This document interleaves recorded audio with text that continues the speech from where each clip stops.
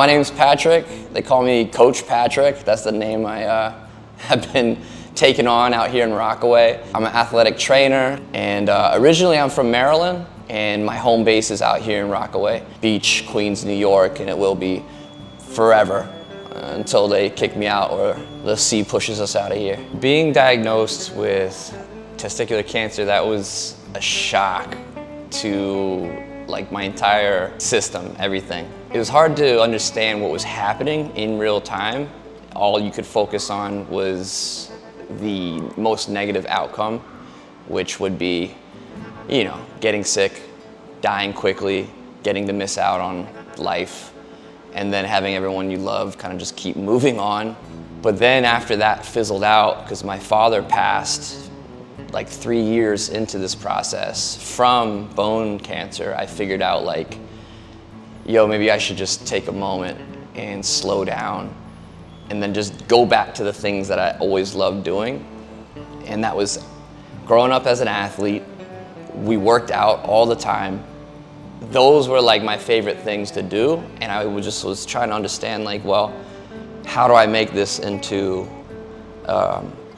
like my life? Like, how does this keep me afloat? How do I provide doing this? And not until the pandemic happened, when like all the gyms closed down and people were like running around looking for classes or trainers.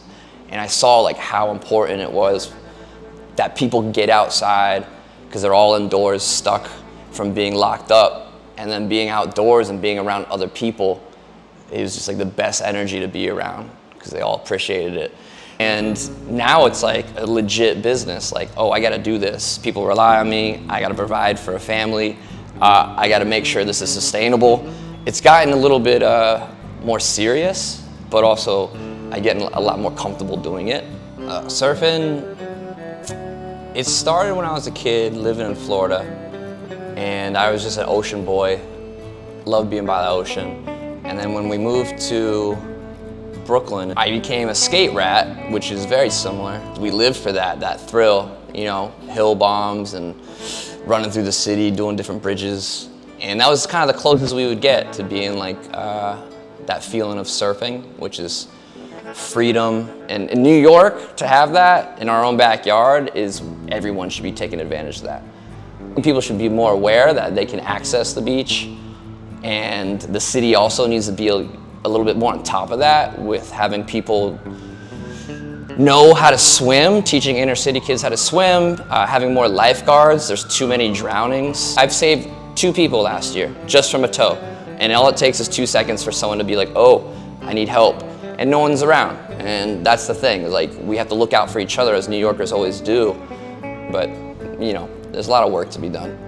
Yeah. So if I saw my 7-year-old self, I would first off give him a really big hug and tell him everything's gonna be okay. I would just love to just hold that guy and be there for him, that I wanted someone there for me.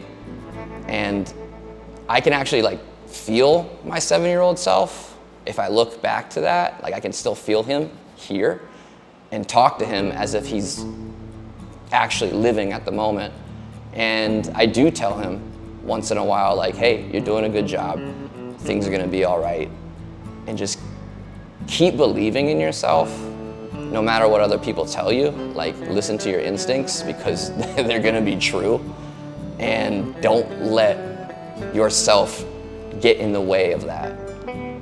If you feel something and you really truly are like, wait a minute, that feels right, people are telling me something else, usually your gut instincts are gonna lead you through it.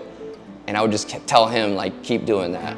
So I just say, keep believing in yourself and you're gonna persevere.